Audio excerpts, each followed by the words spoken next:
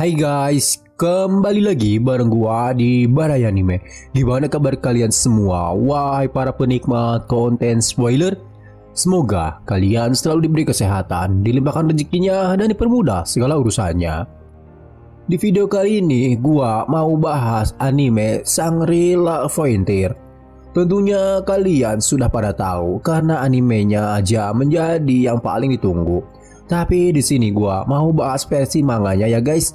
Chapter manga ini akan menjadi episode ke-13 di animenya, di mana kisah berlanjut setelah misi di Gunung Besi. Pencil Gon mengajak Shunraku dan Katsu menemui salah satu NPC khusus sebelum pertarungan melawan salah satu monster legendaris Wazaemon. Oke lah, pasti kalian penasaran siapa NPC khusus itu. Tapi sebelum ke pembahasannya, jika kalian suka dengan channel ini, silahkan disubrek aja agar tidak ketinggalan video menarik lainnya dari channel ini. Jika sudah, kita gaskan ke videonya. Chapter ini berjudul Hanya Penyesalan Yang Tersisa. Scene dimulai di hutan prismatik. Tepat di waktu itu merupakan bulan purnama. Sekeliling tempat dipenuhi lumut yang bercahaya di dinding gua. Pencil Gon yang sepertinya sudah mengetahui tempat itu menghancurkan tumpukan lumut di dinding. Ternyata dinding itu merupakan lorong tersembunyi. Shunraku merasa bodoh karena sebelumnya ia telah menyelesaikan misi di hutan itu tapi tidak mengetahui ada area tersembunyi seperti itu. Tapi menurut Pencil Gon, tempat itu terbuka pada waktu-waktu tertentu, jadi itu benar-benar menguntungkan. Pencil Gon menemukan tempat itu ketika ia sedang mencari barang yang dibutuhkan. Shunraku kemudian meledek Katsu. Jadi kurasa orang yang bisa menemukan unique quest punya banyak keberuntungan di dunia nyata. Sialan, aku membencimu ketika kau memberi tatapan itu, kata Katsu menimpali. Mendengar kedua temannya yang malah ribut, Pencil Gon memarahi mereka dan memberitahu kalau mereka sudah sampai. Mereka keluar dari pintu gua memasuki tempat yang sangat luas. Terlihat di hadapan mereka pohon tanpa daun dan bulan bersinar sangat terang. Di area sekitar ditumbuhi bunga-bunga yang sangat indah. Bunga merupakan simbol kematian dalam kebudayaan Jepang. Pencil Gon tidak peduli unique quest atau bukan. Yang pasti ia sangat menyukai tempat itu. Setelah beberapa waktu berjalan, di bawah pohon gundul duduk seorang wanita. Wanita itu yang menjadi tujuan mereka bernama Setsuna of Farawaldai. Ternyata NPC itu mengenal Pencil Gon. Shunraku terkejut karena Setsuna terlihat seperti bug. Di belakang Katsu meledek Shunraku yang tidak mengetahui apapun. Melihat dari pakaiannya, Shunraku merasa itu bukan style dunia fantasi, lebih seperti dunia nyata. Setsuna kemudian menyapa Pencil Gon yang datang bersama teman barunya. Pencil Gon pun memperkenalkan teman yang dibawanya pada Setsuna. Shunraku mengaku sebagai teman lamanya dan dia adalah otak dari perencanaan strategi. Namun Pencil Gon berkata jika mereka berdua adalah teman yang bodoh dan si kepala burung adalah maskotnya.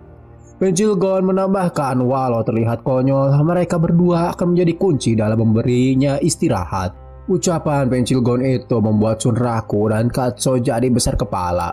Melihat Setsuna yang melohok, Pencil Gon mencoba menenangkannya jika memang saat ini kedua temannya cupu, tapi dirinya sendiri akan melatih mereka sebelum pertempuran dimulai.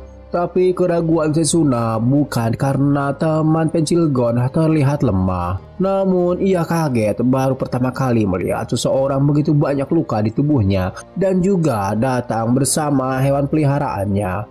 Itu mengingatkannya kepada seseorang yang pernah Setsuna kenal sebelumnya. Tapi saat ini ia membayangkan seseorang itu telah lama meninggal. Setsuna sangat berterima kasih kepada Shunraku karena telah mengingatkannya kembali kepada kenangan lama yang indah. Lalu Pencil Gon meminta Setsuna untuk memberitahu teman-temannya tentang orang itu. Setsuna tidak keberatan untuk memberitahu, tapi tidak semua yang ia ceritakan. Lalu muncul notif di hadapan Shunraku yang memberi informasi jika quest skenario unik dimulai. Jadi Wazaemon dulunya adalah kekasih Setsuna. Lalu pada suatu waktu Setsuna kehilangan nyawanya. Sejak saat itu Wazaemon terus menjaga makamnya. Itulah mengapa Wazaemon dijuluki sang penjaga makam. Setsuna meneruskan ceritanya. Ia tidak bisa mengetahui dengan tepat berapa lama waktu telah berlalu sejak dirinya mati. Yang ia tahu pada saat terbangun tubuhnya sudah seperti itu. Setsuna tidak menyesali tentang kematiannya karena kematian semacam akhir penutupan masa lalu dan kehadiran seseorang tidak harus mengikat masa depan.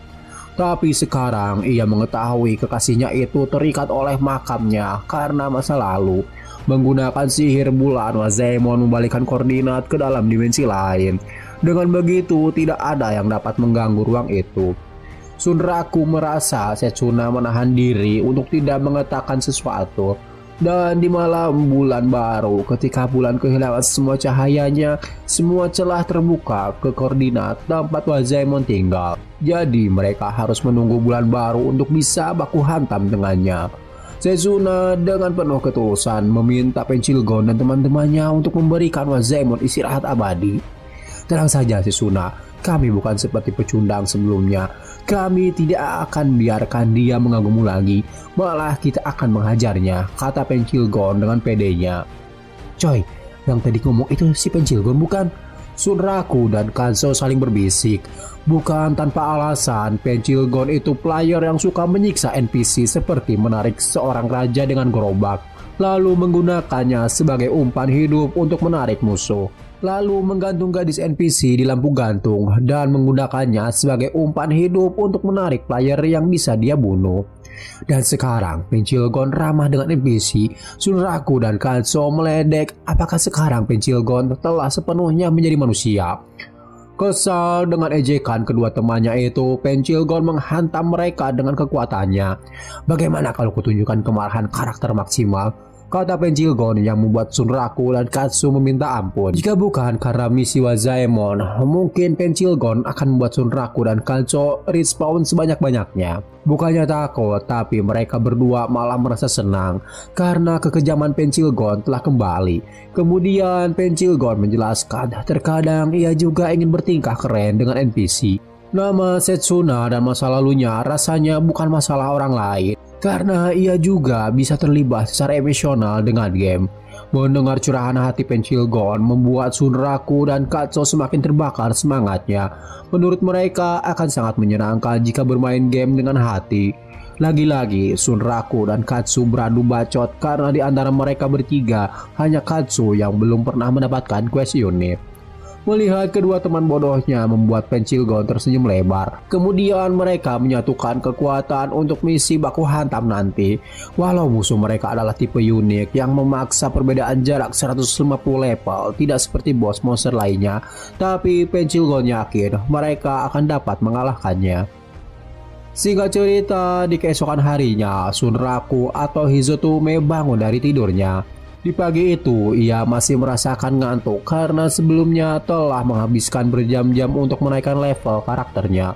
Jadi setelah berbincang dengan Setsuna, ia, Penchilgon, dan Katsu kembali menghajar ular danau. Dan pada akhirnya Shunraku mencapai level 51, sedangkan Katsu level 46. Karena merasa kelelahan, ia langsung log out saat itu juga. Setelah levelnya tinggi, saatnya ia mencari skill baru.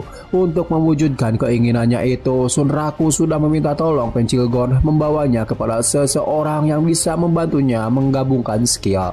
Yang dibutuhkan Shunraku hanyalah skill yang lebih baik. Dan inilah keluarga dari Shunraku. Ada adik dan ibunya. Ibu Shunraku bernama Eika Hizutume, seorang pecinta serangga dengan koneksi ke ahli etimologi. Dan ini adalah adik dari Shunraku bernama Rumi Hizutume, seorang fashionista yang memohon kepada orang tuanya untuk memberinya 2 kamar yang akan ia gunakan, salah satunya untuk ruang ganti atau tempat khusus baju-bajunya. Karena uang sakunya tidak menutupi semua pakaian yang ia beli, jadi ia melakukan banyak pekerjaan paruh waktu. Terlihat Rumi sedang melihat salah satu model di majalah. Nampak Shunraku mengenal model itu bernama Toa Amane. Mendengar kakaknya menyebut nama model itu, Rumi nampak antusias karena Toa Amane adalah panutannya. Kemudian seperti ciri khas dari satu makhluk hidup yang bernama wanita, Rumi ngebacot panjang lebar tentang kehebatan Toa Amane sebagai seorang model. Namun yang ada di pikiran Shunraku, ia membayangkan situasi di game saat bertemu dengan Setsuna. Dan ternyata Penchilgon adalah Toa Amane. Perkataan Penchilgon tentang itu tidak seperti masalah orang lain mungkin merujuk kepada arti namanya, Toa yang artinya abadi, tetapi hidupnya sementara. Sedangkan Setsuna yang artinya sesaat, tetapi pada kenyataannya hidupnya abadi. Entah itu cocokologi atau hanya kebetulan saja, tapi meski itu hanya dunia game, NPC itu sangat nyata. Mungkin Penchilgon secara internal membandingkan dirinya dengan Setsuna. Lalu Rumi bertanya apa yang sedang kakaknya gumamkan.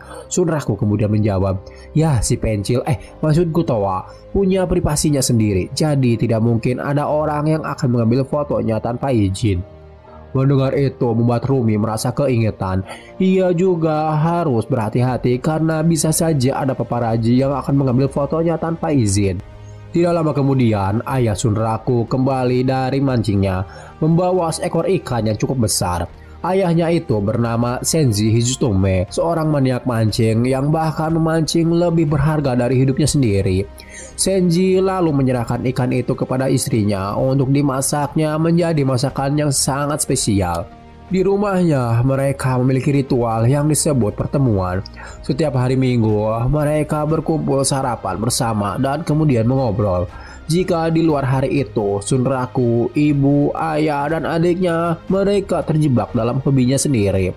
Mereka hampir tidak ada waktu untuk bertemu sama sekali. Di hari itu benar-benar dimanfaatkan mereka saling mengobrol, tegur sapa, dan lain-lain. Sunraku sendiri memanfaatkan libur sekolahnya bermain game. Dan itulah waktu yang tepat Sunraku kembali ke hobinya, yaitu bermain game. Ia mempunyai 2 minggu ke depan sebelum penyerangan dimulai. Menurut info yang diberikan Penchilgon, Wazaemon mendapatkan serangan api, instant death, dan beberapa serangan jarak jauh. Jadi untuk bahan latihan, Sunraku bermain game yang terbengkalai di mana banyak bug di sana. Karena di sana tidak ada player lain lagi, maka ia akan langsung menuju area boss. Kemudian setelah berjalan beberapa langkah, Sunraku bertemu dengan seorang player lain, yang dimana player tersebut mempunyai icon duel Dragonfly. Sunraku sama sekali belum pernah mengetahui itu sebelumnya. Kemudian Sunraku menyapa player tersebut dan berkata jika ia mempunyai icon versus yang aktif dan apakah dia akan mencobanya. Si player itu menjawab dirinya masih belum berpengalaman, bahkan ia belum pernah mengalahkan bos terakhir. Dan jika Sunraku bisa menunjukkan caranya, ia akan sangat senang. Mengetahui jika player itu seorang newbie membuat Sunraku bersemangat karena itu adalah spesies yang langka. Sunraku tidak tahu dengan melakukan duel sparring dengannya apakah bisa menambah pengalaman bertarungnya atau tidak. Tapi ia juga tidak ingin melewatkan kesempatan mengambil spesimen yang sangat langka ini. Akhirnya Sunraku menerima tantangan duel 1 lawan 1 dengan player newbie itu.